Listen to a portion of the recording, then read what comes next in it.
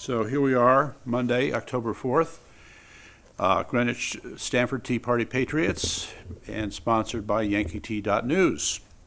Well, this week has certainly opened up with quite a few things, and it's getting hard to keep track of, but we'll do our best. Now, Dr. John Campbell, has a YouTube video in which he has been consistently presenting research. Just the facts, just the data. And he just recently put up a video that was covered by Jimmy Dore, famous liberal and comedian, I guess. Maybe he thinks he's funny. In any event, Dr. Campbell pointed out that there's a little oversight in how these vaccines are being administered by failing to pull the plunger back after you stick it in a person's arm to determine whether or not you've hit a blood vessel may be the reason for many of these cases of pericarditis and heart inflammation. He showed that in the package insert provided by Pfizer, they specifically and explicitly warn the user about this problem and that they need to, quote, aspirate the needle, which means to pull the plunger back. The CDC changed that and said, just go ahead and stick it in.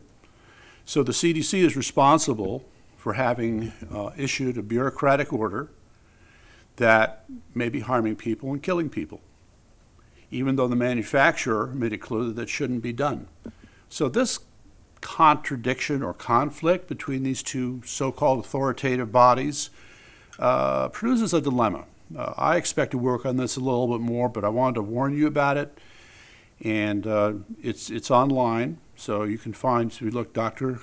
John Campbell plus aspirate the needle, and you should find his video on it. All right, so there's that. So next we have CDC redefines death. Yes. This is we'll have the links up for all this stuff later. The CDC has issued guidance that allows hospitals to define patients who were vaccinated and died in the hospital as being unvaccinated. So there's clearly a game being played here where the CDC is trying to hide the ugly fact that this vaccine is killing people. So we'll have that link up, and there'll be more on that. So I had to introduce that. The next problem, yes, courage. There was an article from the Federalist that talks about the fact that people, Christians in particular, don't really need any special tools or anything. Everything that we need in order to push back and be successful, we have. The only thing missing is courage. So, just to make the point, Steve Bannon, in his Pandemic War Room, makes the point frequently. This was said by Winston Churchill, where he said, of all the virtues, courage is the first, for it's the virtue on which all other virtues rest. And certainly we see this in terms of parents not coming out to fight the Greenwich Board of Education. Some show up, but many more need to find that courage and that sense of conviction in their conscience where they have to stand up and fight against this. It is going to be a numbers game. At some point we reach a threshold where they have to give in, but you're going to have courage to do it first. Then the issue of the Christian Civil War. Yes, so that was another Federalist article, and it basically identifies the fact that there's this growing schism between liberals and conservatives within the Christian church. I'm not sure how it gets resolved, but it's clearly a serious issue and is being brought to our attention by these folks at the Federalist. Yes, King Lamont goes to church. Well, this Saturday he showed up at the Christ Church in Greenwich, Connecticut. And the title of the talk was What Makes Connecticut Tick? But he wasted most of his time on trying to be a comedian about COVID vaccine policies in the state. And there were a couple of uncomfortable moments. We'll have that video up as well. Jackie Homan was pressuring him on the irrational approach that they're taking with respect to masking.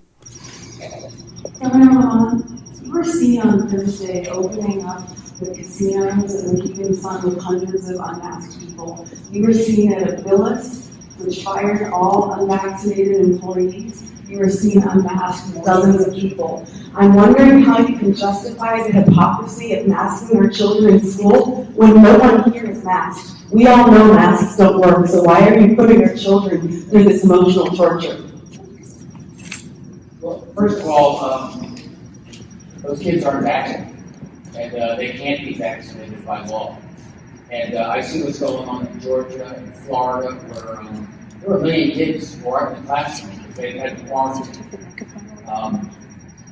You're right. Other places where we're going around the state, I generally follow the rules within that state or within that community, and so that's how we don't always wear masks when you're surrounded by vaccinated people. Everybody sets their own rules. I think Connecticut or Greenwich is following these rules right here. If I had to wager, I bet 99% of you are vaccinated. That's a big difference in the trial classroom. I have to say that King Lamont's response was somewhat garbled, but you could tell that he, in a very soft way, agreed with her, all right? But then he went on to talk about vaccination, and he just, yeah, we'll have to listen to it several times to figure out exactly what he was saying, because it was just a very bad form of what I guess you would call politician speak. So there's that, and what's next? Oh my goodness! A couple weeks ago. About the confrontation, the other confrontation. The pedophilia. Yes. Oh yes, and then there was a woman in the audience who spoke up, basically accusing the church of being involved in pedophilia and covering it up. Well, as it turns out, she knew where from she spoke, and it was a very uncomfortable moment. I believe it was the minister there who intervened and tried to get her to shut up. Governor Newsom, why are you supporting a pedophile agenda in our schools? Some are suggesting that only another pedophile would be so supportive of a pedophile agenda in our schools. Thank you very much. You can leave now. That Thank the you. church is protecting pedophiles. So This can is not you your just platform. defend Thank you very God? much. Governor, I'd like to close with one question if I may. Excuse me, you're out of order. Thank you very The much. church is protecting another pedophile, and it's here for everybody to see. But Governor Newsom, you are protecting a pedophile agenda in our schools. Can you please speak to that? I'm coming as an honest question. Why are you? That's not an honest question. Thank you very much. You're out of order. You're out of order.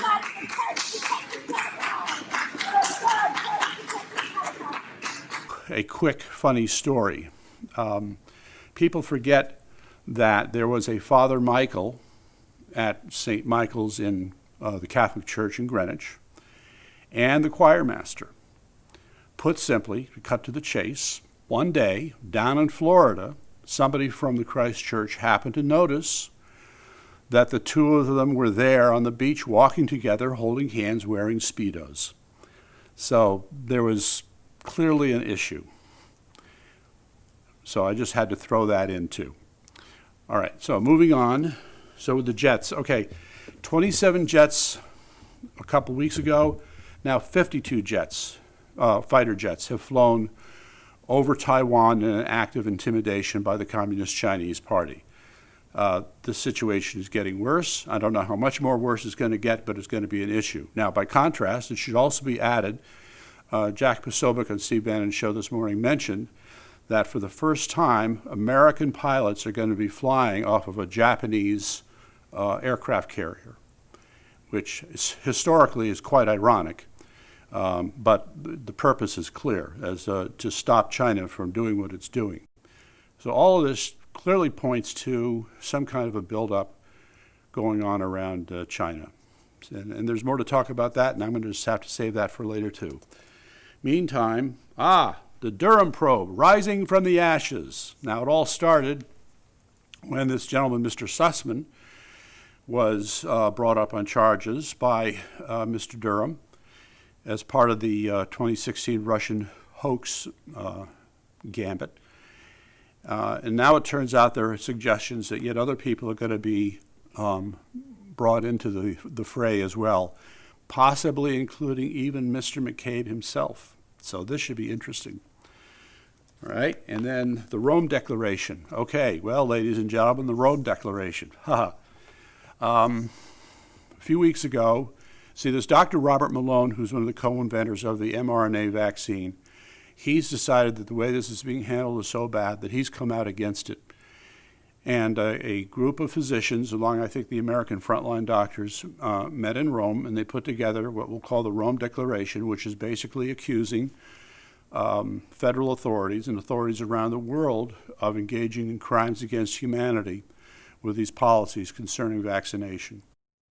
So they started out with about 2,000 signatories, and a recent article has 5,200, and now there's another one, saying we're heading for 7,000. So it just seems like the number of people who are signing this is growing at a fast pace. All right, so there's that, and that's important. What that's going to connect to, I'm going to be researching that, so we'll find out. Meantime, Dr. Martin, yes. There's a story to be told in terms of the patents that have been issued for coronavirus. Since 1999, this has been going on. It's been Dr. Fauci, it's been the CDC, and there's this, call it a family of patents that have been issued around the coronavirus, around the genome, around testing and detection, around possible treatments, around the development of a vaccine. So they have been planning on this for a long time. Now, that's a hell of an allegation, and I want to dig in on this and refine the argument for that too. All right, so there's that. Oh yeah, so all you people who watched 60 Minutes last night, you saw the blonde babe, right? The blonde babe. She came on as a whistleblower for Facebook, accusing them of, what was it? Accusing them of taking their division, which she was the head of, it's called Civic Integrity, for removing hate speech and misinformation, and that Facebook never really took their work seriously.